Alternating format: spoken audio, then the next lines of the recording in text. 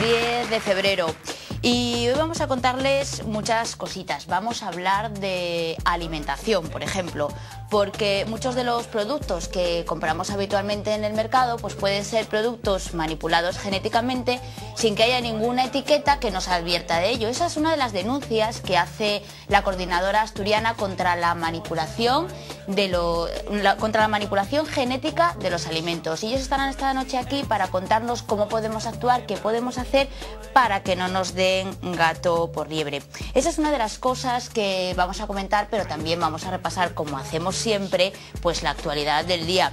En principio tendríamos que hacerlo con nuestra compañera Mónica Solís, pero yo no sé por dónde anda nuestra compañera Mónica, que no ha aparecido todavía. Así que, si les parece, voy a empezar yo solita a contarles algunas de las cosas que ha habido hoy. Mónica Solís, ¿aparecemos o no aparecemos por el plato? Bueno, pues comento yo sola las noticias de hoy. Nuestra intimidad nos dicen que está en riesgo, por si alguno de ustedes no lo sabía. Y es que... sí, me temía yo.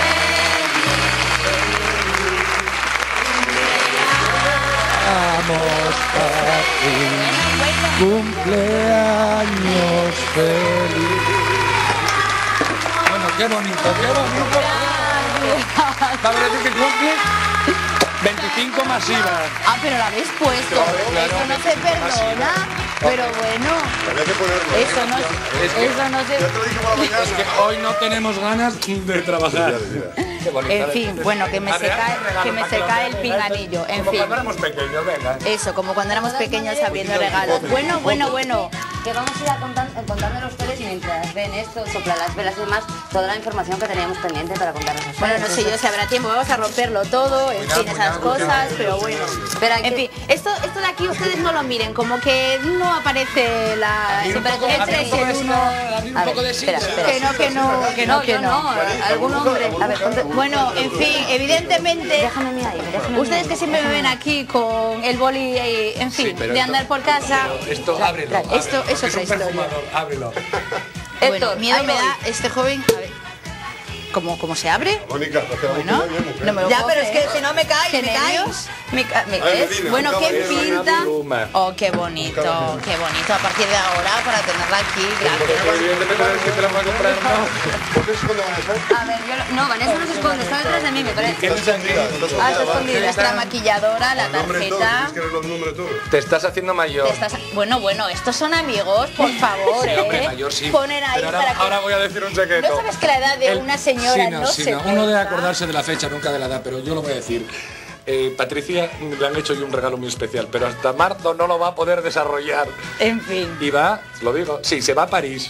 No sé si se va de weekend a París o a encargar a un niño o una niña. Dale, ya que venga, trae los Leticia niños. no quiere, tú inténtalo. Ahora En vamos fin, a... señores, Nada, qué vamos a bonito. echar un brindis. Ahí falta una copa, ¿no?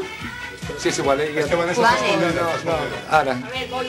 Toma, Falta una coge la copa, mía, vale. que yo brindo con la de Patricia. No, que yo brindo con la de Nuestra ella. compañera Vanessa, la maquilladora, maquilladora. que no suele salir siempre. La calle, la calle. Ay, qué bonito. Venga. Feliz cumpleaños, que cumplan muchos más. happy birthday to you. Muchas gracias. Hombre, quiero aprovechar este momento que me da la Ya televisión. me voy, ya no podemos esperar. No para podemos No, no, tienes felicitar. que soplar, ¿eh? Hombre, por supuesto, pero para felicitar a mi madre, que supongo que me estará viendo, porque... Por haber parido una por cosa eso tan de las- bonita. Por eso de las madres que nos Ay, estarán no sé, viendo, no, porque no, a estas horas, hace tantos años, pues estaba 31, ella ahí empujando, como Esto debe es ser. después de Bueno, ahí. las luego- madres... Habían empujado antes. Y pone Y luego sigue Bueno, empujando para sacarla adelante. felicidades, Patri, los compis de la noche. Y las Bueno. compis. Los y las, Dos ¿eh? barras de un barra as. A la sopa ya pisa el Pues deseo. muchísimas gracias. Yo que quiero beber. Bien. ¡Ay! Bueno, y ahora los compañeros... Melina, hay que brindar primero. Sí, voy a... ¿Qué, Bueno, ¿qué pasó con Naval, eh? Va a enumerar los durantes. Bueno, a ver, les voy a contar yo una historia. Resulta que los trabajadores de Naval han salido hoy a la gracias. calle, no solo a celebrar el cumpleaños de Patri, sino como todos los jueves, Ahora, ya nos íbamos a reivindicar, Bueno, muchas gracias, chicos. Yo con esto no sé si podemos dejarlo hacer noticias o podremos hacer algo, Perdón. Espera. En fin, Menuda los tarta. compañeros de Naval pues han salido a la calle a reivindicar, y eso que ayer estuvieron con el arzobispo, Carlos Osoro, pero así todo van a seguir reivindicando sus derechos y todos los jueves van a estar ahí, porque a esto no le ven solución. Estamos cortando la tarta ya. Me parece muy... ¿En dónde corta la tarta así? ¡Ay, ¿Cómo caballero, la corta? tenía que ser! No, hombre, no, déjale un cacho. Primero, Eso. Un cachín para ella. Un cachín a la jefa. No es el momento, no es el momento. Vamos. ¿Qué plato va a poner? Mire, señores, como las noticias no se pueden dar así, vamos a escuchar a los que nos han dado las noticias hoy, los protagonistas. En fin, pues nada, que nos vamos a publicidad porque sí, no hay quien trabaje, señores, y vamos a tomar un cachito de tarde. Venga, nos vamos a publicidad. Gracias.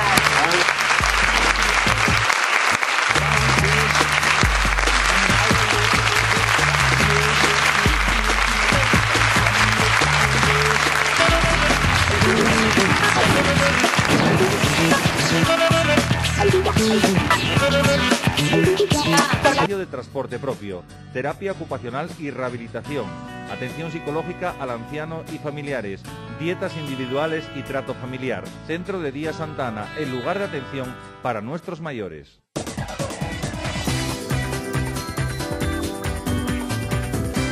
La Autonómica.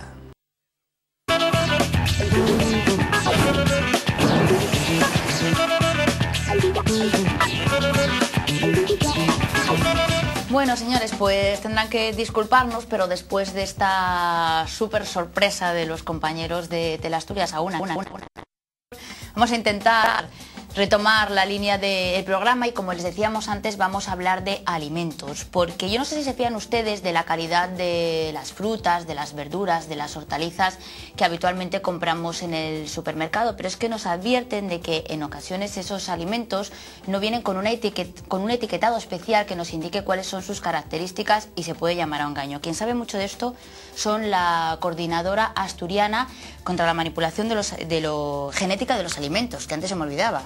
Y ellos son Ángeles Valdés y José Luis Álvarez. Muy buenas noches a los dos. Hay que decir que Ángeles Valdés es la presidenta de la coordinadora. No, perdón. No eres la presidenta. No, la coordinadora no tiene cargos. No tiene cargos, o sea que, y eso que sois muchísimos los que la forman. Hoy me toca venir a mí, como en otro momento pues puede venir otra persona y no hay ningún cargo, ¿no? José Luis Álvarez es agricultor ecológico, pero hay que decir que esta coordinadora, para darle la entidad que merece, agrupa a muchísimas asociaciones. Hay diversas organizaciones, sí, hay organizaciones de carácter agrario, hay sindicatos como UCA o como COAG, está el COPAE, que es el Consejo Regulador de la Producción Agraria Ecológica, está CADAE, que es una coordinadora de apoyo a la agricultura ecológica, está Maquila, que es una cooperativa de producción ecológica, en la que forma la Asociación parte, de Consumidores también está dentro está la de UCE, hay esas organizaciones ecologistas también, está ANA, la coordinadora ecologista, Ecologistas en Acción, a quien pertenezco yo. O sea que es muchísima Incluso gente. Locales, hay iniciativas de montar grupos de consumo que relacione directamente a consumidores con productores ecológicos, y hay algunas organizaciones que se dedican a esto, como Cambalache aquí en Oviedo, o el Arco La Vieja, que también tiene productos ecológicos, o la OSA en Gijón, que también hace años que trabaja en este tema. Sí. ¿Y ustedes están ya directamente en contra de estos alimentos que llamamos transgénicos? De la manipulación genética de los alimentos sí, porque consideramos que no son necesarios, es decir, que no vienen a resolver ningún problema. Es más, creemos que ya hay suficiente experiencia demostrada de que van a generar algunos problemas. ¿Sí? No sé si Ángeles o José Luis comentarnos, porque la gente en sus casas han oído hablar muchísimas veces de estos alimentos transgénicos, pero tampoco tienen muy claro qué son o en qué consiste. Explicárnoslo un poquito. Bueno, se trata de que para cubrir efectivamente algún tipo de necesidad o problema que pueda tener algún cultivo, modificar su material genético introduciéndole genes que proceden de otras especies, ¿no? Genes extraños, ¿no? Para hablar de cosas que están ocurriendo en España e incluso en Asturias, como es la plantación de maíz con estas características, el maíz que se está plantando ahora en Asturias o en España es un maíz que se llama Compa CB, que lleva 3 genes extraños a él. Con uno se pretende que sea resistente a un herbicida en concreto. y que se pueda rociar el cultivo sin que afecte y quitar las malas hierbas sin que afecte al maíz. Otro pretende hacerle resistente a una plaga del maíz, al taladro, que en concreto en Asturias, por ejemplo, pues el taladro no es un problema, con lo que no sé para qué lo estamos plantando, ¿no? Para eso se le ha introducido un gen de una bacteria que es capaz de hacer que el maíz esté generando una toxina durante todo su ciclo vital y afectando, por tanto, a la plaga, claro, pero no solo a la plaga, sino a muchas otras, por ejemplo, para entendernos, a mariposas y polillas en general, pues se las carga. Pero claro, mientras que ese uso, los agricultores ecológicos lo utilizan controladamente en el momento que es necesario y demás, aquí tenemos una planta que está todo su ciclo vital generándolo y matando insectos, ¿no? Y generando resistencias, además, porque enseguida a corto plazo la resistencia del taladro se manifiesta y hasta tal punto es así que incluso las multinacionales que venden las semillas les dicen a los agricultores que plantan transgénicos que un 20% al menos de la parcela debería ser de maíz convencional para que se pueda refugiar parte de la población del taladro y no nos encontremos con que en muy poco tiempo la población del taladro sea resistente a ese taladro. Y hay un tercer, que es importante hablar de ello porque esto acaba también redundando o puede redundar en la salud de los consumidores, un tercer gen se introduce como resultado de que en el proceso de producción en algún momento hay que poder determinar si las células que hemos querido transformar en transgénicas se han transformado o no. Entonces se mete un gen de resistencia a antibióticos para poder rociar aquello con antibióticos y quien sobreviva es transgénico ya y quien no, no. Y son genes de resistencia a la ampicilina, que es un antibiótico muy cercano a antibióticos que nosotros usamos. Y que es posible, parece ser que es posible, que ese gen pueda saltar incluso a bacterias de nuestro intestino, o sea, y al final tener bacterias resistentes a los antibióticos, ¿no? Hasta tal punto es así que en la Unión Europea ya este año no es posible cultivar organismos que lleven estos genes de resistencia a antibióticos. Los productos o los alimentos transgénicos, ¿qué alimentos pueden ser? ¿Cualquier tipo de alimento, frutas, hortalizas? No, solamente... no, porque no está comercializándose, no están cultivándose todo tipo de alimentos. No, principalmente el maíz, que habló Ángeles, la soja y algo, el algodón me parece, muy poco, y no sé si hay algún cultivo más. Pero que sea alimentario. Sí, alimentario propiamente pues, es el maíz, vamos. Y la soja. Que buena parte de la población mundial se alimenta de este cereal y bueno, buena parte de nuestro ganado en Asturias se alimenta de este cereal que tradicionalmente vino de América, de Sudamérica o de Centroamérica y que no, lo que no vemos es la necesidad de cultivarlo de este tipo de semilla, que es además una semilla que no lo comentó Ángeles, que normalmente está hecha para que la compres todos los años, para que no te quedes con parte y la vuelvas a sembrar, sino que está hecha con tecnología, la llaman Terminator, o sea que queda claro, ¿no? Que es para un año y punto, ¿no? Al año siguiente tienes que comprarlo, con lo cual entras en el círculo de eso, de bueno, pues todo lo que había de tradición en nuestro campo, de guardar maíz, aparte de cambiarle la genética completamente a nuestros maíces, o los del norte de España, pues supone pues cargarse toda la cultura y todas las tradiciones nuestras de eso, ¿no? Del cultivo, ¿no? Yo creo que es muy importante el que no se cultive ese maíz porque es que realmente no hay ninguna necesidad. Hay maíces híbridos que funcionan perfectamente sin necesidad de este tipo. ¿A ti como agricultor ecológico en qué te afecta directamente? Pues bueno, está afectando ya, en el Estado español ya está afectando, hay agricultores ecológicos que tuvieron que tirar su cosecha o venderla digamos, en el canal convencional, con lo cual pérdida no solo de dinero, sino de imagen, ¿no? Para la agricultura ecológica, de confianza en los consumidores, que es algo que cuesta mucho ganar y cuesta muy poco perder, ¿no? Entonces ya hay agricultores ecológicos que tuvieron que tirar su maíz y porque estaba contaminado genéticamente en más de un 0, no me acuerdo muy bien, un 0,1, un 0, algo por ciento. Claro, los productos ecológicos son productos de calidad y en la normativa europea pone claramente que no pueden tener transgénicos. Y claro, nosotros también somos honrados o queremos serlo y si vemos eso se analiza, ¿no? Y si se analiza y sale eso, pues hay que tirar y derivar esa producción, con lo cual, ahí, ¿quiénes son los responsables? Las empresas que producen ese maíz, los que lo plantan, ¿quién es el responsable? Nadie se hace responsable, el gobierno, las consejerías de medio rural, nadie es responsable porque eso está acabando con lo que decía, con una cultura tradicional de variedades y de utilizaciones que teníamos, ¿no?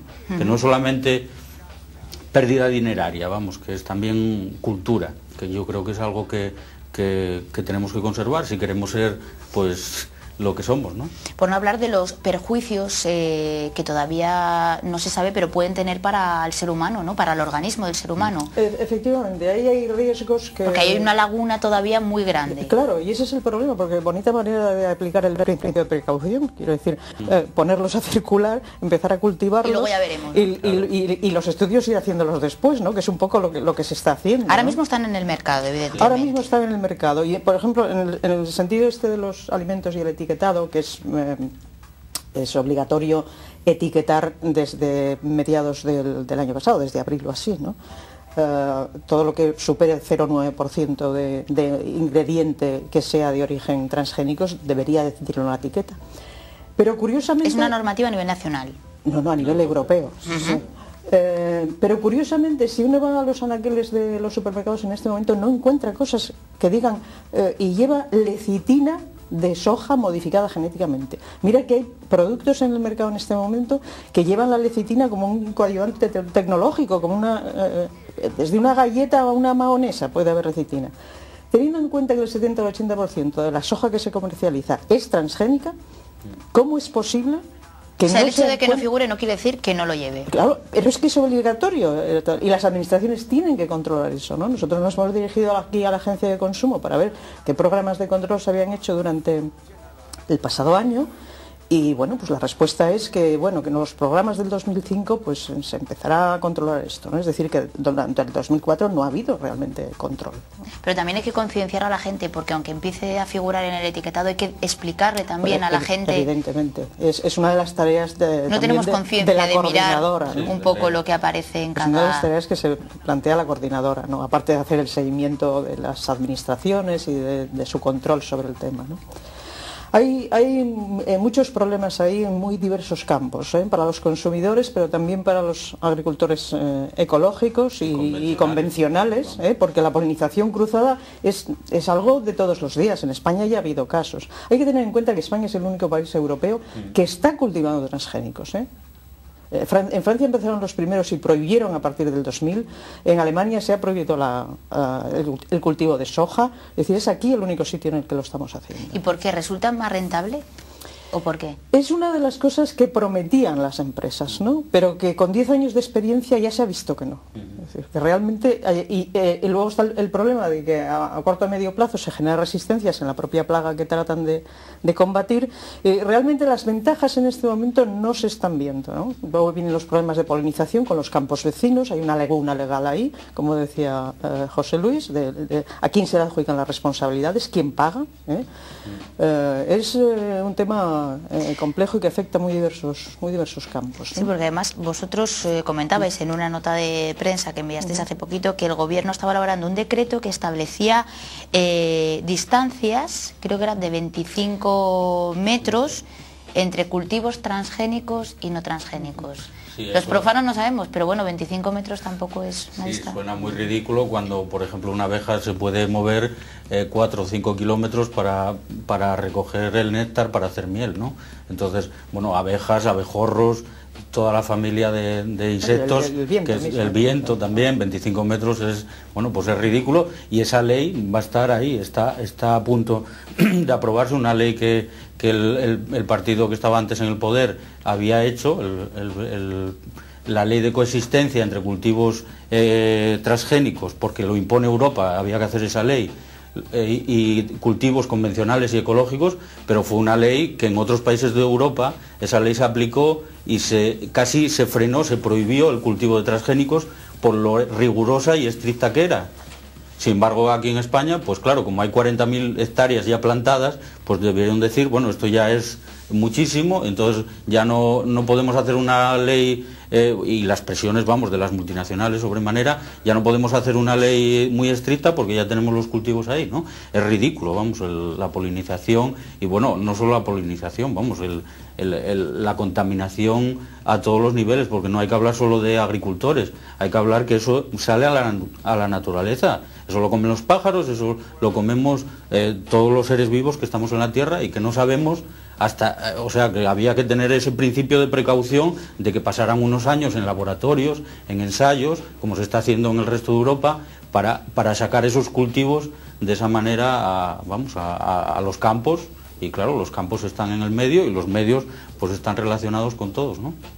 Tú lo comentabas, que no se sabe muy bien las repercusiones que iba a tener. Incluso hay algunas organizaciones que ya hablan de efectos concretos que puede tener sobre el organismo humano, que es un poco donde pillar a la gente, ¿no? Sí, por donde la hombre, gente empieza a concienciarse. Ha habido casos ya, por ejemplo, de temas de alergias, por ejemplo, sí que se han dado ya. Es decir, el último lugar en el que ha aparecido un problema de estos fue en Mindanao, en Filipinas, ¿no? Con la gente de un pueblo que prácticamente se hipersensibilizó toda con la toxina del Bacillus thuringiensis, ¿no? Con esa toxina que lleva el maíz que trabaja durante todo el tiempo, ¿no?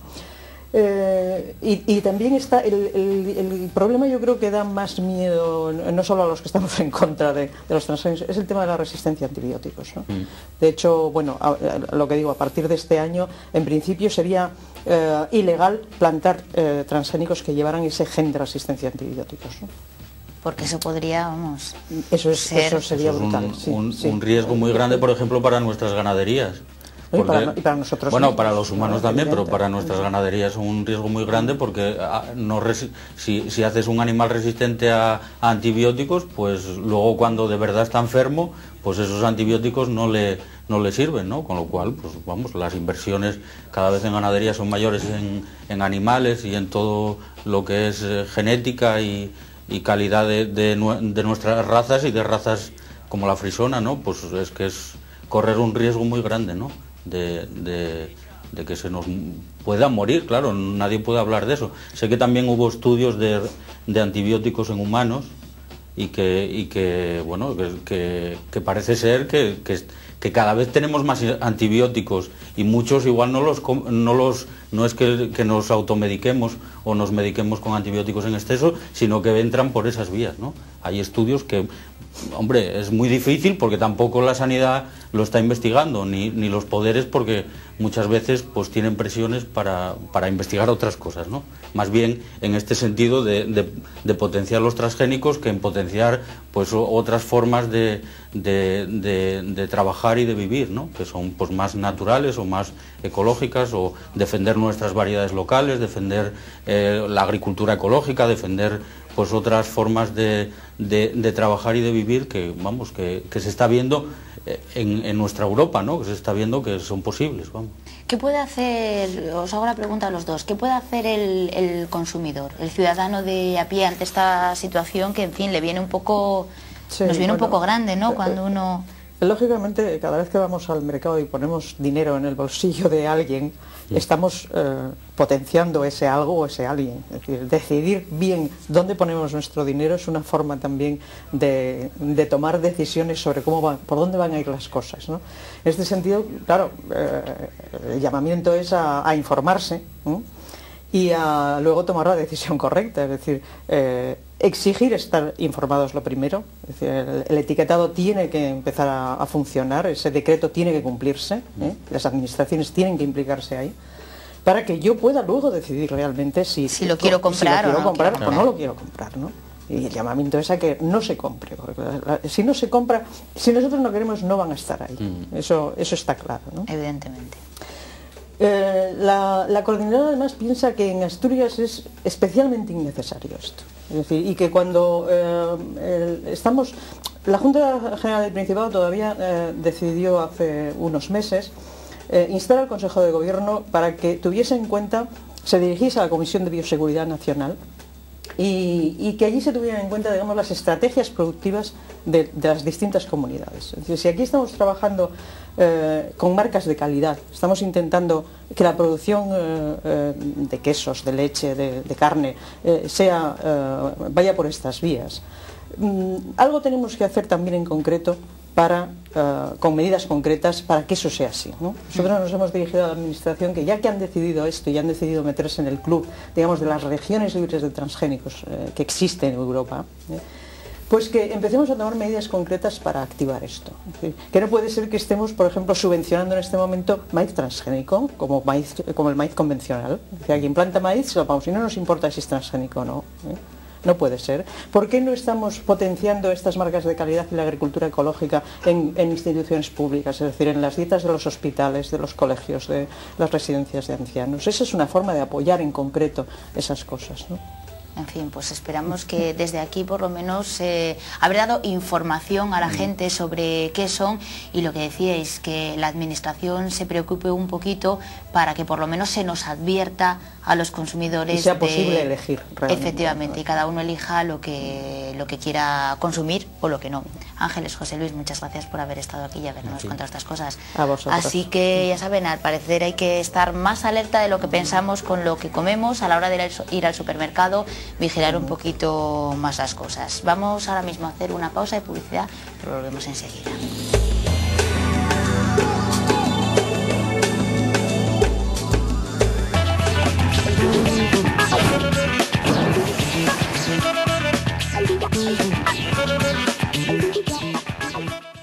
Jueves, y a estas horas tenemos cita con nuestro médico particular, Enrique Suárez. Buenas noches. Buenas noches, Patricia. Vamos a hablar porque parece que se ha abierto el uso, la veda a una sustancia poco conocida también, bastante utilizada, más de lo que se piensa, el cannabis. El cannabis. En fin. Y se hace pues a raíz de una polémica propuesta o iniciativa de Cataluña, que es la de utilizarlo con fines terapéuticos. Yo no sé, ¿se puede opinar? Sí, vamos a ver, fines terapéuticos se refiere pues a determinadas enfermedades donde se utilizaría como analgésico. En la esclerosis múltiple, hace 2 años salió un artículo en Lancet, una prestigiosa revista que trata temas médicos, en el que se decía que hoy por hoy era el único, o sea, un derivado del cannabis, era el único producto que se había demostrado que tenía un efecto de protección de las neuronas. Con lo cual, bueno, pues esto quizás a lo mejor a la larga, hay un laboratorio, creo que está en un pequeño laboratorio en Estados Unidos, que se está encargando ya de hacer una producción para estudios y para introducirlo poco a poco. La cuestión es que como es una droga ilegal, pero que bueno, que tampoco está terminantemente prohibido porque el consumo es habitual. Esto es una cosa que son situaciones de facto lo que hay que valorar. Entonces, como es una droga, pues no se sabe si esto lo llevará a cabo algún laboratorio farmacológico de los grandes, o será de una forma más restringida, o lo dispensarán pues no sé, las consejerías de salud, por ejemplo. Lo que está claro es que la polémica está abierta, como lleva abierta muchos años. Y bueno, pues que han cambiado las cosas van cambiando con el paso del tiempo, y posiblemente tenga que cambiar el marco legal en el que se inscribe el cannabis. Se utilizan, hablan de enfermedades como el cáncer para los tratamientos de quimioterapia, de la esclerosis múltiple, fibromialgia, porque dicen que lo que mejora un poco en algunos casos es la elasticidad, en otros casos resta o minimiza, digamos, los efectos de esa quimioterapia. Es un poco lo que se está probando, ¿no? Y porque tiene un efecto neurológico que se está estudiando y que no se sabe muy bien cuál es, pero que bueno, parece que resulta beneficioso. Sin embargo, otros estudios dicen que es perjudicial. O sea, hay mucha controversia, y entonces, bueno, pues lo más práctico en estos casos es mantenerse un poco al margen de estas situaciones y ver un poco qué es lo que va diciendo la ciencia al respecto. Pero bueno, tampoco es ningún avance glorioso en esta Europa que nos viene, porque en Holanda en el año 2002 lo que están haciendo en Cataluña ya lo legalizaron perfectamente, junto con la eutanasia, la prostitución y otra serie de cosas. En esto los holandeses siempre van un poquito por delante y, por cierto, van a ser los que van a vender las primeras píldoras de cannabis que se van a dispensar en Cataluña. Claro, porque hay que según explicarle tengo a la entendido. gente que no se piensen que los enfermos van a ir por los pasillos de los hospitales liándose porros Un canutillo, ¿no? y fumando, en fin, que no se trata de eso. Hombre, yo hace mucho tiempo que sigo la trayectoria de un personaje, porque realmente lo es, que es Antonio Escotado, el que ha escrito la historia general de las drogas, 3 tomos en Alianza Editorial. Yo le conozco personalmente. Me parece que bueno, que él mantiene una actitud en pro de la legalización de determinadas sustancias. El cannabis lógicamente sería la primera, porque de todas parece que resulta la menos nociva.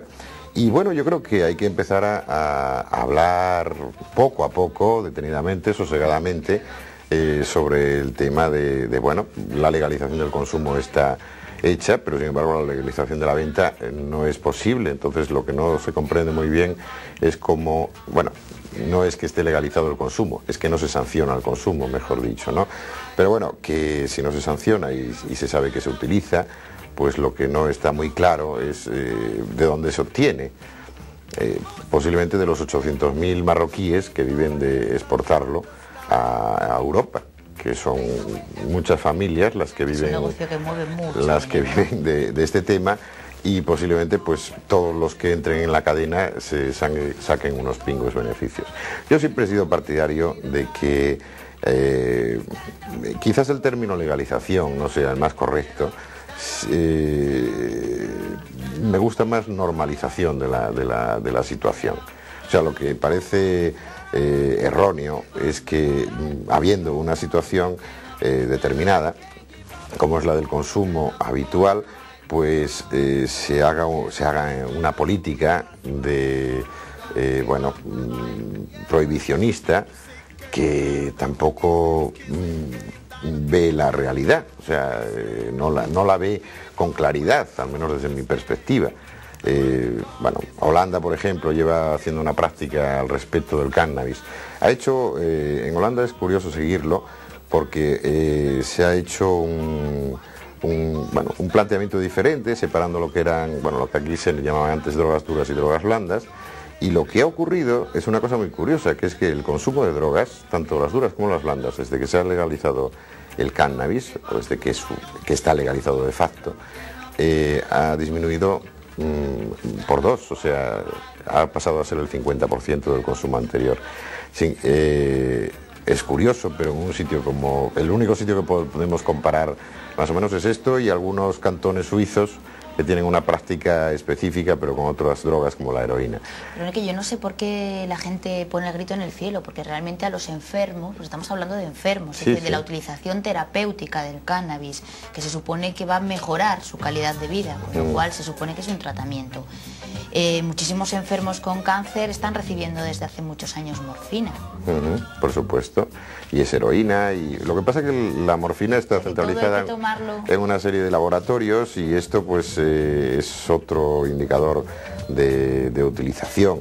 En España yo creo que tienen que cambiar las cosas por muchas razones, porque es que estamos en una zona de una trayectoria importante donde pasa mucho cannabis, donde se consume cannabis.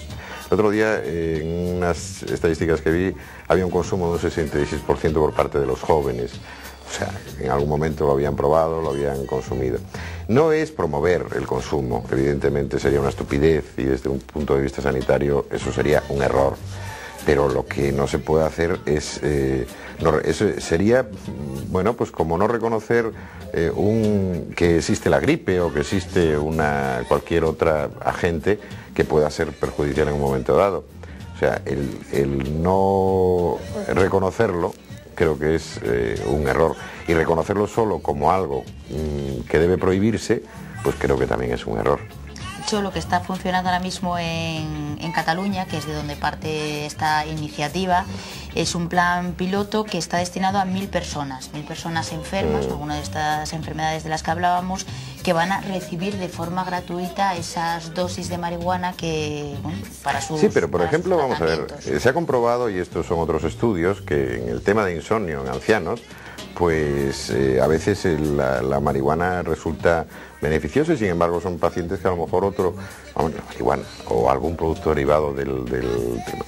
Y sin embargo otros productos como los hipnóticos habituales, las benzodiazepinas o los barbitúricos, pues no pueden utilizarse en ellos, con lo cual pues estamos un poco en la misma cuestión. Por utilizar una sustancia que está prohibida, pues se deja a lo mejor de beneficiar personas que podrían utilizarla y sentirse mejor, tener un bienestar y poder, no sé, llevar una vida con más calidad. Evidentemente, olvidar que esté bien visto o mal visto. Sí, pero es un problema moral y lo que tenemos que hacer es juzgarlo desde una perspectiva científica. Enrique Suárez, pues muchísimas gracias porque siempre nos cuentas y nos aclaras muchas cosas y nos das una visión abierta, por lo menos de algunos asuntos que son bastante polémicos como este. Gracias a vosotros. Chema Coto. Enrique, ¿qué tal? Buenas, ¿qué tal? Muy bien, Roberto. Hasta luego. Qué guapo viene. Gracias. Otra vez. Llaman 3 veces hoy, una en Andreu. Bueno, pedimos perdón. De Jersey, hay que la decirlo. selección argentina de rugby. Hay que decirlo, que Todo. viene el de estrena. ¿Qué tal? Nos vimos por las cuencas por otros motivos ¿Fuiste bien laborales, muy bien atendida. Yo siempre que voy a esa zona me despisto un poco, me desoriento un poco. Sí, pues no sabes si estás en Ciaño, en la Cerdera. Efectivamente, pero bueno. Pero no te faltó nada, ¿no? No, muy bien. Ay, Me trataron muy bien, esa gente es muy maja. Y allí estuvimos nosotros hoy por la mañana, como hemos prometido la semana pasada, que estaríamos en el centro ocupacional o centro de ayuda a la integración de Pando y nos contaron cosas muy guapas. Son 68 usuarios los que están allí bajo la dirección de Ana Nevado y de todo su equipo de monitores y educadores, pero qué mejor que nos lo cuente la propia Ana a través del vídeo, porque ella fue la conductora del vídeo mismo. Hoy vamos a hablarles del Centro Ocupacional de Pando o del Centro de Apoyo a la Integración, CAI, como a partir de ahora se va a llamar este centro que echaba a andar en 1991. Y lo mejor para explicárselo es comenzar con Ana Nevado, su directora, un recorrido por los distintos talleres y que ella nos lo vaya explicando. Comenzamos con el taller de creatividad, donde están trabajando bastante duro, pero al final obras de arte. Ana Nevado nos lo irá explicando. Bueno, pues este es el taller de creatividad artística. Forma parte del área formativa ocupacional y bueno, consiste en un taller que parte todo de material reciclado, ¿no? Material, digamos, que muchas veces encontramos en la basura. Aquí, por ejemplo, Justo está haciendo una cosa muy original, que yo creo que tenemos la patente, que llegue a partir de botellas de diferentes formatos, él confecciona este tipo de maniquís. Como veis, es una cosa muy original.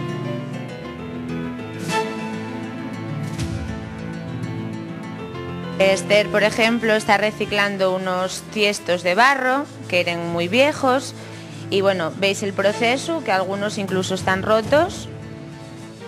¿Y cuál es el resultado final?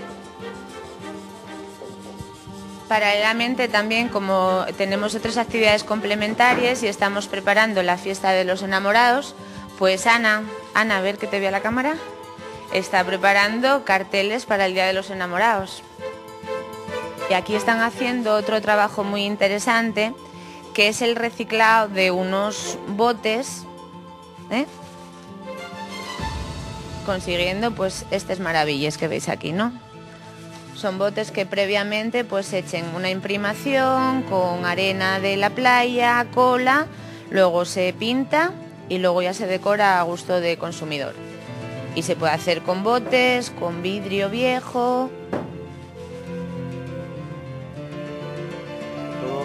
Siempre hay una monitora o monitora con ellos, ¿no, Ana? Por supuesto, porque si trabajo sin ese monitor o auxiliar sería imposible. Este taller, por ejemplo, lleva Lumaite Braga. Maite, buenos días. Hola, buenos ¿Cómo días. se llama un taller con estos jóvenes usuarios? Pues nada, con mucha dedicación y con mucha, no sé, con muchas ganas y con mucha alegría. La verdad es que muy bien, es muy, no sé, es una cosa que te llena. Salimos de creatividad y nos encontramos con los usuarios del departamento agrícola o del área agrícola, ¿no? Sí, del taller agrícola. Están Marcos y Faustino y están ahora mismo con la tarea de mantenimiento de las plantas del centro.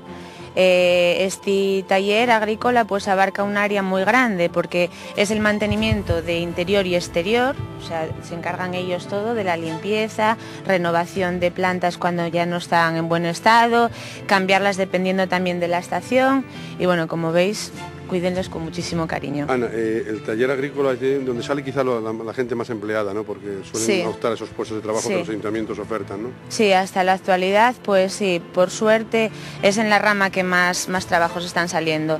Ahora mismo pues tenemos a 8 usuarios con un contrato de inserción para limpieza y mantenimiento de zonas verdes en el Ayuntamiento de Langreo y sí, realmente es en la rama donde más demanda hay.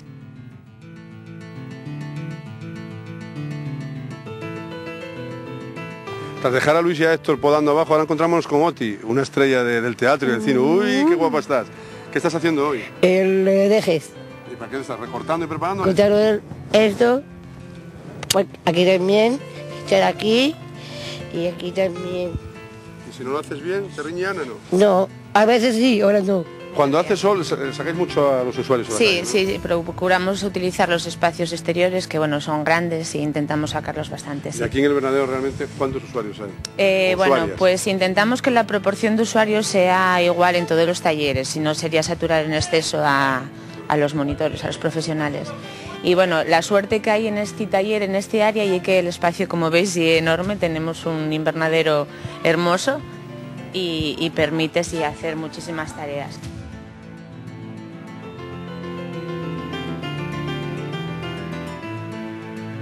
Ya llegamos al lugar donde se está preparando el sistema para poder plantar las fresas, ¿no? Sí, están preparando esa tela que yo creo que los que mejor te lo pueden explicar son los autores, en este caso Argentina y Pedro. Argentina, ¿te atreves a explicarle a estos chicos? ¿Qué estás haciendo? Que estoy haciendo, cortando la tela y haciendo,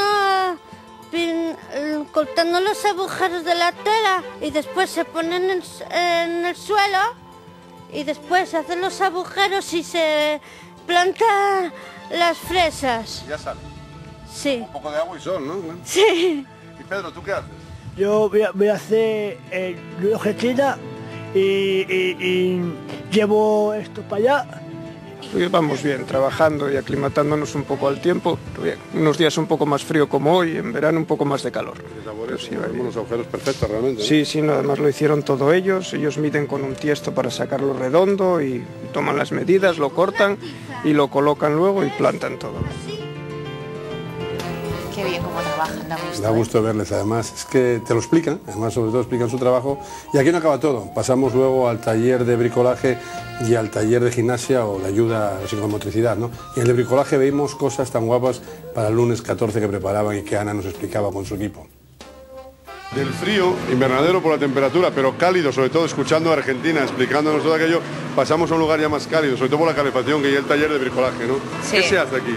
Bueno, pues este y el taller de bricolaje y mantenimiento, este y un taller de nueva creación que se puede desarrollar gracias a una subvención muy importante que tuvimos de la Caja de Ahorros.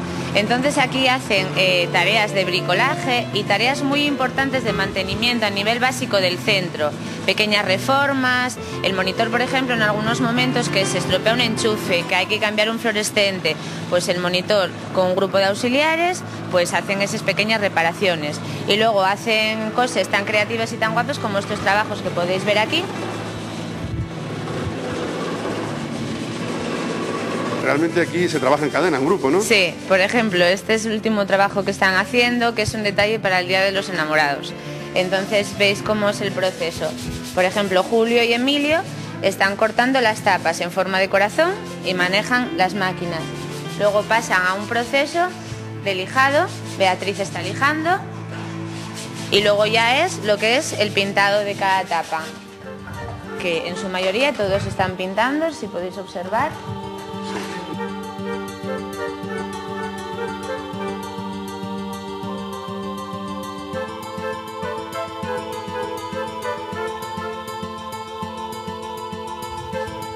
Este era el corazón para San Valentín que nos enseñaba Ana al principio y habíamos pasado por toda la fase de trabajo y fase de elaboración, igual y el final, porque tienes otro diferente a este.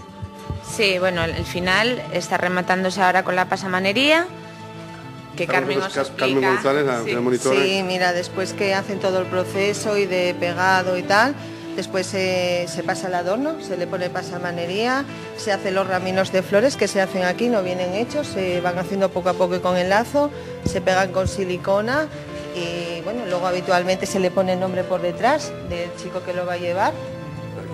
Sí, el chico que lo hace, normalmente los procesos, el que lo pinta y luego se le pone y se lo llevan para casa. Es de Ceferino, lo regalará una amiga. Pues seguro que sí, a su enamorada probablemente. Ya estamos en el gimnasio, el momento en el que dan rienda suelta a su cuerpo y lo dejan trabajar y sobre todo con trabajo de psicomotricidad, como nos decías, ¿no? Sí, ahora mismo están trabajando con la educadora y con un auxiliar y están haciendo, pues eso, básicamente juegos de psicomotricidad. Tenemos en este caso a Nieves Suárez, uno de ellos, y María, Nieves Mejuto. Nieves Mejuto y María Suárez. Eso es, sí. María Suárez, que son la monitora y la auxiliar, que están las dos trabajando ya con este grupo de usuarios, ¿no? Sí. Es dificultoso hacerles que hagan los ejercicios, ¿no? Quizás en principio. Bueno, depende del día. A todos nos pasa que un día tenemos un poco más de pereza que otros, pero normalmente es una actividad que les gusta mucho. Psicomotricidad, relajación, práctica de la respiración, en principio conocimiento del cuerpo que no nos conocemos. Y luego explorarles capacidades. No somos capaces muchas veces de ponernos a cuatro patas, de caminar siquiera moviendo, alternando los pies uno delante de otro. Entonces trabajamos desde ahí, poco a poco.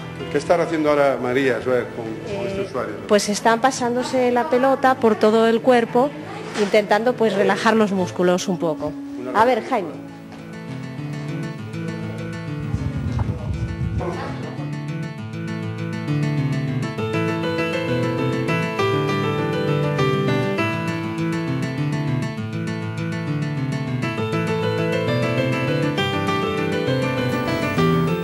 Las cosas diarias un poco que hacen. Descansan, tienen recreo, tienen juegos y también tienen fiestas. El lunes celebrarán San Valentín, ya veía los carteles que preparaban, pero el otro día celebraron Carnaval. Y lo mejor ya para despedir, y sobre todo agradecer a Ana Nevado y su equipo, es que vean el recreo y el Carnaval.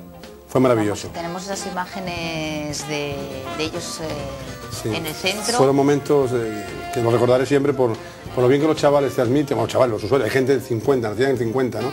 Y sobre todo tanto Ana Nevada como su equipo Carlos Fanjul, Nieves Mejuto, Maite, María, Carmen, ha sido de verdad un placer estar con ellos. Pues nada, desde aquí un besazo muy fuerte a todos, sobre todo a Ana, bueno, porque quienes la conocemos más de cerca, que está haciendo un trabajo súper estupendo. Súper estupendo, hicieron un calendario que lo traemos otra vez, de verdad. Muy bien.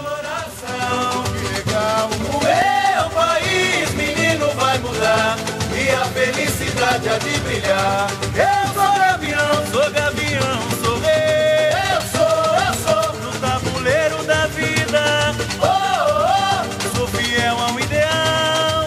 É checkmate, tô na área, é carnaval.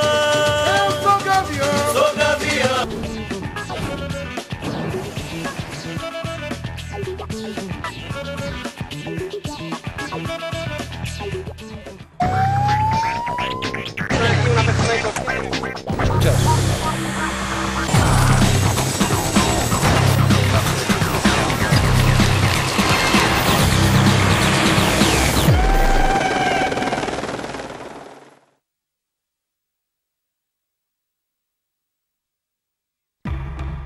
Pues seguimos aquí en la noche de Teleasturias y hoy en nuestro espacio Vivir Seguros tenemos a dos invitados que podemos decir que se pasan gran parte del tiempo en las nubes, y es que ellos se encargan de sobrevolar toda la geografía asturiana que se conocen prácticamente al dedillo. Ellos son los pilotos del helicóptero de bomberos de Asturias, Juanjo Hierro y Antonio Mata. Muy buenas noches a los dos.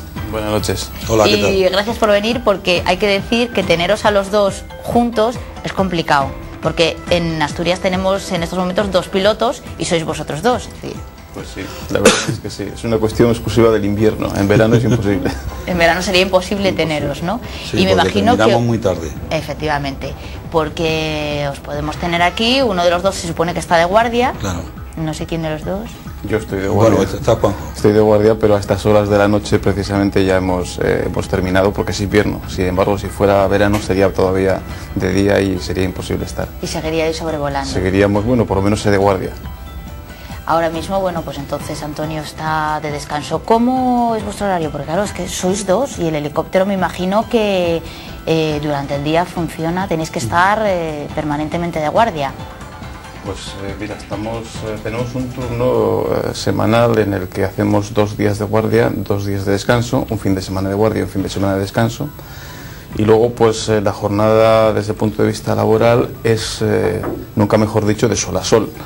Así que cuando el sol sale nosotros estamos allí de guardia y cuando se pone nos vamos. Bueno, afortunadamente la verdad es que lo llevamos bastante bien, llevamos muchos años juntos y sin problemas, ¿verdad? No, ya nos conocemos de hace muchos años. Y nada, llevamos una buena vida de convivencia, bueno, no laboral porque no convivimos laboralmente, pero claro, no coincidís ninguno de los dos, ¿no? No, en los relevos.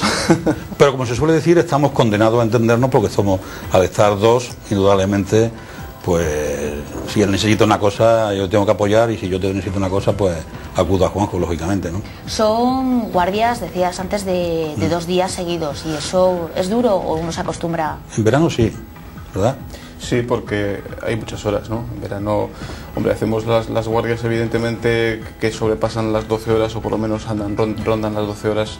Son muchas horas de guardia seguidas, sobre todo cuando la actividad además se incrementa mucho, porque en verano, coincidiendo además con los periodos vacacionales, aparte de todo tipo de incidentes, pues incendios forestales, etcétera, llegas a hacer muchas horas de vuelo. Hay muchísimos incidentes, entonces todo esto fatiga, es evidente, ¿no? Precisamente por eso también tenemos unas guardias de 2 días. Quizás lo peor es el fin de semana, que a veces son 3 días, entonces digamos se acumulan bastante y las el fin horas. de semana es cuando la gente suele salir, claro. En fin. Sí, es cuando más trabajo suele haber los fines de semana. Y este fin de semana, por ejemplo, me toca a mí, viernes, sábado y domingo. Se espera para mañana y el sábado unos días muy buenos de sol, con lo cual, pues bueno, pues la gente me supongo que saldrá a la montaña. ¿Quieres decir así o insinuar que vas a trabajar bastante? Bueno, normalmente los fines de semana se suele trabajar bastante, ¿no? Los domingos también da bastante problemas a última hora con el tema de excursiones que se pierden, como el fin de semana pasado.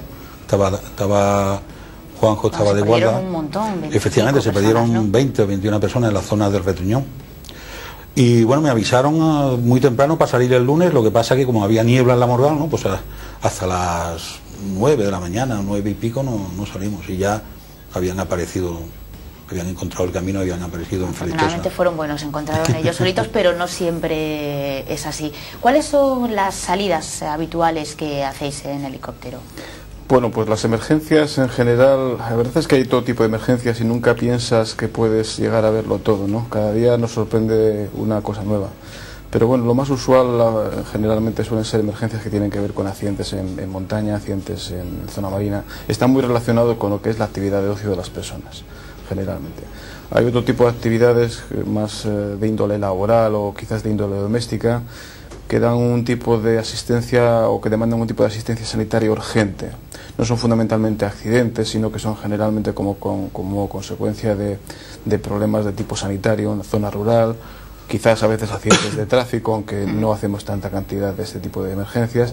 Y luego también hacemos otro tipo de emergencias relacionadas con el transporte, nosotros denominamos secundario al transporte que tiene que llevar a enfermos o a pacientes de un hospital, por ejemplo, el Hospital de Jare, el Hospital de Navia, comarcal, a un hospital de referencia como el Hospital Central. Traslados, ¿no? Traslados de personas que requieren cuidados de más alto nivel, ¿no? Y me decíais que la época más complicada es cuando empieza el buen tiempo. En relación con las que en realidad no emergencias, debería ser así, ¿no? Bueno, pues la cantidad de personas que se dedican al tiempo de ocio precisamente coincide con el buen tiempo y con el tiempo disponible, y esto ocurre en vacaciones, en fines de semana, o la gente evidentemente cuando está trabajando tiene afortunadamente menos incidentes, ¿no? Aunque también hay. Tenemos unas imágenes del helicóptero, ahí estáis, bueno, están los equipos del perro. El grupo del perro. Alguno de vosotros seguro que está por ahí, luego hay unas imágenes en las que también aparece Juanjo. Vosotros sois los pilotos, pero ¿quién os acompaña en cada salida? Porque no vais solos, evidentemente. En bomberos la verdad es que el helicóptero sirve para muchísimas cosas, no exclusivamente para emergencias relacionadas con rescates, etcétera. Entonces, en cada tipo de servicio que se hace, se utiliza el personal que generalmente está disponible para ello. generalmente suelen ser los propios bomberos. Por ejemplo, todos los servicios contra incendios participan los bomberos, pues formando parte de brigadas aerotransportadas, con los cuales luego trabajamos y hacemos los trabajos de extinción, ¿no? Pero si, por ejemplo, se pierde una persona en una zona rural y es necesaria la participación del grupo de rastreo del perro de salvamento, pues se lleva ese tipo de personal. A veces es necesario transportar a buceadores del grupo de rescate de subacuático, con lo cual se les... el médico, ¿no? Y generalmente más disponibles, más cercanos a nosotros está el grupo de rescate, que es un médico, están de guardia diariamente un médico y 2 socorristas que participan con el helicóptero en todas misiones de rescate generalmente, o misiones de asistencia sanitaria urgente, ¿no? O sea que realmente se hacen muchísima variedad de misiones, y en función de la misión en el helicóptero hay un personal u otro, ¿no? Aunque unos generalmente son más bien actuando como pasajeros transportados a los sitios, y otros son a veces personal técnico de a bordo para poder hacer los rescates. Cuando el helicóptero parece muy grande en algunas circunstancias, luego cuando te acercas y cuando te subes a él, pero si esto es pequeñísimo, ¿no? ¿Cuánta gente soléis ir, Antonio, en el helicóptero? En el helicóptero, como máximo, en la inmensa mayoría de las misiones, pues bueno, vamos, lógicamente el piloto tiene que ir. Evidente.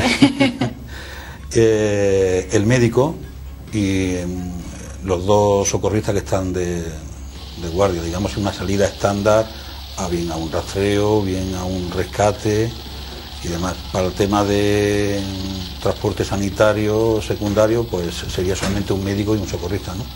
Pero vamos, la salida estándar podríamos decir que somos 4 personas, y ya el helicóptero, como habéis visto, es un helicóptero bastante pequeñito. Ahí se me ha olvidado, por ejemplo, un mira, ahí estamos haciendo un rescate utilizando la grúa. Unas imágenes que habéis hablado vosotros, hay que vivirlo.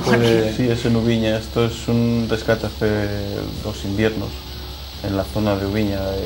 Se tuvieron un accidente bastante, bueno, desafortunado, porque fallecieron 2 personas en un fin de semana, además, en el que hubo también otros rescates también en la misma zona, ¿no?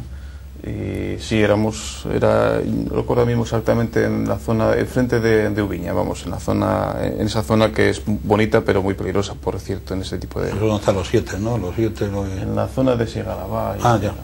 Y en esos casos, por ejemplo, va el equipo de rescate, pero cuando bajan y se sube a una persona, en ese caso lo estábamos viendo, una persona ya fallecida, alguien se tiene que bajar del helicóptero y quedar allí, ¿no? Claro, en el rescate, dentro de la aeronave estamos permanentemente un piloto y el gruista, el rescatador que hace de gruista, cuya colaboración es fundamental para poder hacer este tipo de maniobras, porque se requiere bastante coordinación, mucha precisión al manejar la grúa en concreto, y requiere, la verdad, coordinación importante con el piloto. Y luego, no menos importante, desde luego, es tanto el médico como el otro socorrista, que bajan a la zona y desde allí establecen las características técnicas para que esa operación se pueda llevar a cabo. Hay que tener en cuenta que cuando se trata de un accidente es importantísimo, sobre todo antes de hacer nada, estabilizar al paciente, porque no se trata de llegar y salir corriendo, ya que lo que importa en ese momento es asegurar que la vida de esa persona o sus heridas no se ven agravadas por las consecuencias a las que le vamos a someter durante el rescate.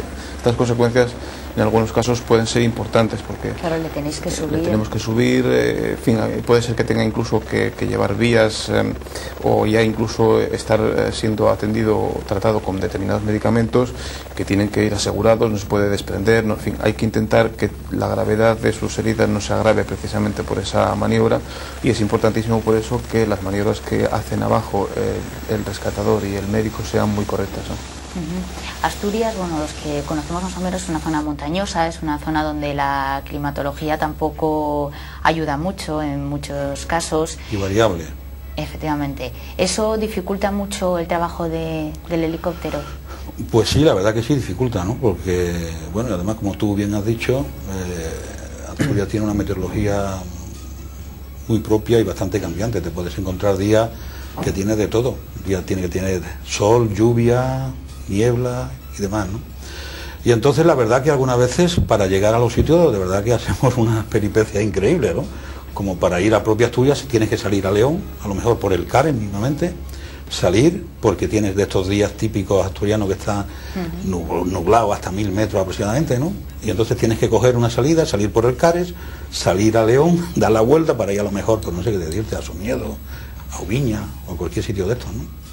O sea que sí que es una cosa que tienes que tener muy en cuenta, y lógicamente el tiempo que llevamos aquí ya nos da la experiencia. Muchas veces, pues a Juanjo y a mí pues nos pasa exactamente igual en ese sentido, ¿no? Te avisan de una emergencia, si ya te estás planteando con respecto al día, si vas a poder llegar directamente, si vas a tener que tomar un atajo, voy a tener que tirar por tal sitio, por tal vaguada y demás, ¿no? Yo te da un poco la soltura, lógicamente, del tiempo aquí, pero sí, lo tienes que tener muy en cuenta el tema de la meteo. Sobre todo, bueno, también la experiencia ayuda, pero también uno no se puede confiar, ¿no? Y el año pasado lo vivimos, no con este helicóptero, pero sí con otro, y nunca te puedes confiar. Nuestro trabajo es arriesgado, nosotros lo sabemos, y muchos compañeros, espero que evidentemente tengan en cuenta siempre el riesgo al que estamos expuestos todos cuando hacemos este tipo de trabajo, ¿no?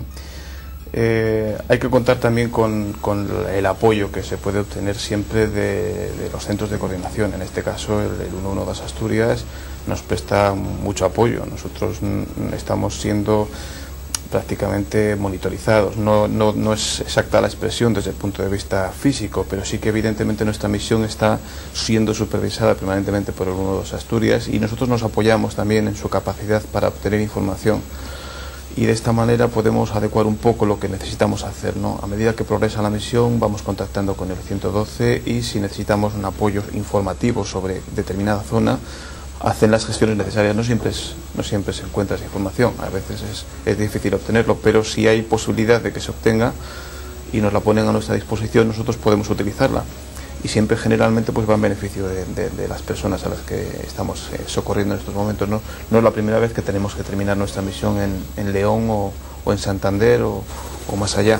Es que las carreteras y las comunicaciones en Asturias tampoco ayudan mucho. A veces el helicóptero es fundamental para poder llegar a tiempo. En regiones como esta yo creo que es casi indispensable. Te voy a poner un ejemplo muy cercano. La semana pasada que hubo este incidente en Tormaleo con dos personas, fueron incidentes que al fin y al cabo no fueron de tanta trascendencia como se pensaba, pero inicialmente sí. Sin embargo, la distancia que desde Tormaleo tendría que recorrer la ambulancia hasta el hospital de Cangas de Narceo, aproximadamente, tal como estaba el tiempo, era de 1 hora y media, 2 horas. Mientras que nosotros, una vez llegados a Tormaleo, tardamos 8 minutos en llegar desde Tormaleo a Cangas de Narcea. Volvimos todavía a Tormaleo para recoger a la otra chica, y en otros 8 minutos en el hospital. Eso solamente lo podemos hacer con el helicóptero. O sea que habrá que pedir otro más, ¿no? Sí, porque evidentemente yo creo que... Ya que estáis aquí, en fin. Bueno, siempre habrá que reivindicar un poquito. Yo os dejo de espacio para que... Bueno, hay una cosa que es importante y que seguramente se ha dicho ya en algunos casos en relación a... es necesario pensar en cómo igualar los servicios, sobre todo de estas características que se presta a los ciudadanos en la zona rural, y que evidentemente ahora mismo quizás no tengan el mismo acceso que los ciudadanos que vivimos en la zona metropolitana, por decirlo de alguna manera. Claro. Estamos mucho más cercanos a este tipo de servicios sanitarios. Si tenemos un problema podemos prácticamente chascar los dedos y tener a nuestra disposición todo, ¿no? Mientras que si esto ocurre en una zona rural, pues o existimos nosotros o no hay esta posibilidad. Así que evidentemente hay que pensar cómo multiplicar estos medios para poder llegar realmente a todos con la misma eficiencia que se presta el servicio en Gijón o en Avilés o en Oviedo. Bueno, queda dicho, no sé si nos escucharán, pero queda dicho. Sí. Tenemos unas fotografías, habíamos hablado de cómo trabajáis, pero queremos verlo, aunque sea brevemente, para contar, bueno, aquí no sé si es zona de la costa, pero se ve ya que andáis entre montañas, ¿no? Pues, Antonio, esto eres tú, esto es aquel... Yo que como soy el mayor, o ya alguna vez me falla la memoria. No, esto es una búsqueda de un pescador en la zona de Otur. Vale. Es en la zona de Otur, aquel pescador que estuvimos unos cuantos días buscando una semana. Esta es la foto, ¿no? Una persona... No, esto ya es en la montaña. Para arriba. Esto es en la zona del Torrecerredo, es un rescate en el Torrecerredo. Sí, una persona que se había caído en un nevero. Esto es en Ubiña. Ubiña da mucho... Esto es la parte sur de Ubiña. Una persona, creo que era un miembro de instituciones penitenciarias, tuvo un accidente y desgraciadamente ahí con la pintura antigua del helicóptero. Y esto es el Naranjo de Bulnes también, este eres tú. Este es un rescate en el mar. Un rescate en el Cabo Negro. Una persona no está fallecida, está vivo. Él ha caído sobre las piedras, tiene lesiones en la espalda y en el brazo y en la pierna, no se puede apenas mover. Como puede con una mano está intentando mantenerse sobre el agua, y nosotros llegamos justamente pues para salvarle la vida. La verdad es que fue uno de esos rescates donde terminas teniendo muchísima satisfacción porque finalmente ves que sacas a una persona que no podía salir de otra manera. A veces me imagino que tenéis un poco de todo, el que sube al helicóptero y quiere abrazaros porque acabáis de salvar la vida. Bueno, dentro del suele ser la mayor parte de los casos, hombre, ¿no? Dentro del helicóptero quizás no, pero luego, por ejemplo, por la calle hay mucha gente. A mí me ha ocurrido, no en muchas ocasiones, pero sí en algunas ocasiones, te estás tomando a lo mejor una cerveza en un bar y llegar a alguien, ¿no? Oye, ¿no te acuerdas de mí? Bueno, ahora mismo no. Oye, ¿no te acuerdas aquel día? Mira, yo fui aquel que se cayó allí y nos sacaste con el helicóptero. O sea que en algunas veces sí que vamos a ver una fotografía, la anterior a esta, si puede ser, si nuestros compañeros de realización nos la pueden volver a poner. Eso es lo del parapente este. Eso es un parapente en un árbol enganchado. Pero la persona, me imagino que no... ¿En Siero, Sariego, por ahí fue? En la zona de Sariego, pero por ahí, sí, eso fue en la zona de... ¿Y quedó enganchada la persona o no? Sí, quedó ahí. La persona está enganchada, bueno, el bulto que se ve debajo del amarillo es la persona, está colgada, y que, bueno, no hay otra posibilidad de sacarlo de ahí que con el helicóptero, porque la otra posibilidad era cortarle las cuerdas o haber tenido una escalera bastante larga para poderle... pero es una zona rural y de monte, no se podía... Claro, no sé, es inaccesible prácticamente, ¿no? La maniobra tiene que tener en cuenta que el parapente es una vela que con el viento se mueve, entonces hay que pensar en que el rebufo del helicóptero, que es importante, no lo suelte y para encima el accidente sea más grave de las consecuencias que ya ha tenido. O sea que fue un rescate complicado. Sí, bueno, es un rescate que ha hecho Antonio. Sí. Es un rescate... Me acuerdo, estaba Freddy, recuerdo que me parece que estaba Freddy. Y bueno, la verdad es que al final... no fue un poquillo complicadillo, pero bueno, no dentro de lo... hemos hecho otra cosa un poquillo más complicada que aquella, ¿no? Pero sí, lo que pasa es que con el rebufo del aire, pues la verdad es que fue un poquillo complicado, pero al final se solucionó el tema. Casi todos, la mayoría son ese es el alud, ¿no? El alud ese de Vigarredonda, ¿sí? Eso es un servicio limpio, rápido, y fue increíble. Porque llegasteis muy a tiempo, ¿no? Bueno, tú fíjate, una luz, estaban implicadas, en principio nos dijeron que había 8 o 10 personas implicadas en el alud. Y bueno, llegamos, dio la casualidad también que estaba el helicóptero de incendios por allí también, y bueno. ¿Y cuánto tardasteis en llegar? Porque en un caso de alud, vamos, en 20 la minutos, rapidez es... 22 minutos estábamos allí. Sí. Coincidió también que estaba allí la gente del grupo del perro también, llevamos enseguida, llevamos a la gente del grupo rescate y la gente del grupo del perro, y en media hora, 35 minutos habíamos solucionado el tema. La cooperación de la gente también que vais a rescatar es importante, ¿no? Si la persona está nerviosa, se pone histérica, no... Bueno, hay de todo, por supuesto, pero claro que la cooperación es importante. Hasta un punto incluso en el que nosotros muchas veces los utilizamos como apoyo, no evidentemente en primera línea, ¿no? Pero sobre todo, fundamentalmente, porque también sirve psicológicamente para calmar un poco el ímpetu que tiene una persona cuando ha sido testigo de un incidente. Hace también pocos días, en el accidente este chico de Ribadesella que terminó cayendo en una sima en la zona del Jultayo, el problema que nos encontramos fue precisamente que esta persona estaba súper nerviosa. Cuando llegamos allí, lógicamente él pensaba que había habido consecuencias fatales, porque él nunca tuvo en contacto después con el compañero. Sabía que había desaparecido, que había caído en aquella sima, pero no sabía cómo estaba. Y después de estar hablando con nosotros, dando las primeras indicaciones, cuando le comunicamos que estaba vivo, que habíamos hablado con él y que bueno, que en fin, no sabíamos cuál era su situación, pero que sí que estaba vivo, digamos que se deshizo quedó en una situación realmente, en fin, no sabíamos cómo valorarle muy bien, y pensamos que en vez de dejarle solo en la zona en la que estaba, le hicimos acompañarnos para que estuviera con nosotros en el lugar del incidente, y eso ayudó claramente a que él cogiera confianza con la situación y nos prestó una ayuda bastante valiosa, porque estábamos necesitando en aquel momento manos, en brazos realmente, para poder culminar el rescate, ¿no? O sea que ocurre de todo. Pero consejos para la gente, porque claro, todos los años en Asturias vemos, y bueno, vosotros experimentáis en carne propia, que la gente va a la montaña asturiana como quien va a la pradera, ¿no? Sí, en muchas ocasiones sí que vemos cosas raras, cosas muy raras. O sea que yo creo que si desde que estamos aquí haciendo este servicio hubiéramos apuntado las anécdotas y demás, haríamos un bestseller igual, ¿eh? Yo creo que ir a la montaña es bueno, es una actividad como cualquier otra. A veces se le da mucha importancia acerca de si las personas van bien equipadas o van mal equipadas o van bien aconsejadas o asesoradas o informadas. La verdad es que todas las actividades humanas no están exentas de riesgo y vemos como más comunes las actividades que hacemos pie a tierra aquí alrededor, que a veces son tanto más peligrosas y además seguramente las hacemos con peores consecuencias, ¿no?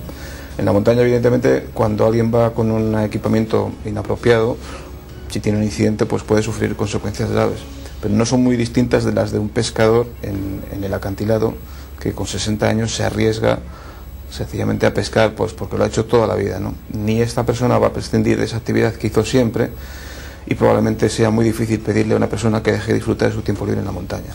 Lo que pasa es que quizás las administraciones a lo mejor lo que tienen que es tomar medidas para efectivamente que nadie les pueda leer la cartilla, es decir, bueno, pues vamos a informar, vamos a poner letreros o vamos a formar a la gente para que todo el mundo sepa qué es lo que hay que hacer en estos casos y señalizar los caminos, señalizar las rutas, dar consejos, etcétera, pero no impedir que la gente vaya a la montaña y que se exprese, porque cada uno tiene que intentar disfrutar de lo que tenemos, ¿no? Y si nosotros no disfrutamos de lo nuestro, no sé quién lo va a hacer.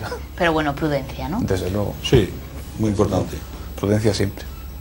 Pues Juanjo, Antonio, os agradezco que hayáis estado aquí esta noche con nosotros para contarnos más sobre vuestro trabajo, sobre todas las cosas que hacéis, que arriesgáis en cierta manera la vida en algunos de esos rescates, porque la montaña asturiana y la tierra asturiana es como es, pero en fin, merece la pena, ¿no? Si lo hacéis es por eso. La verdad que sí. En casi todas las ocasiones, pero sobre todo cuando se hablas a alguien. Bueno, es reconfortante. Es un trabajo muy satisfactorio, la verdad. En muchísimas ocasiones, ¿no? Pues nos quedamos con eso. Hay otras que desgraciadamente no, pero la inmensa mayoría sí. Nos quedamos con esa imagen. Muchas gracias a los dos. A vosotros.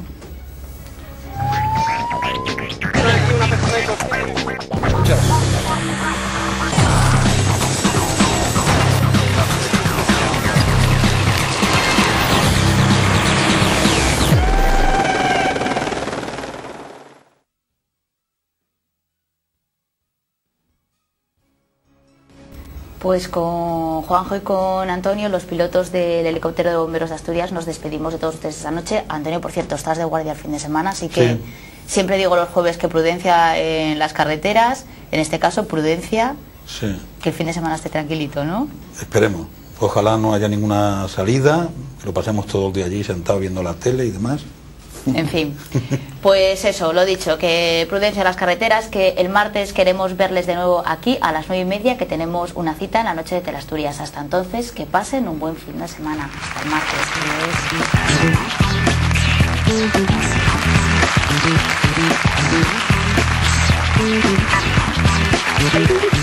martes.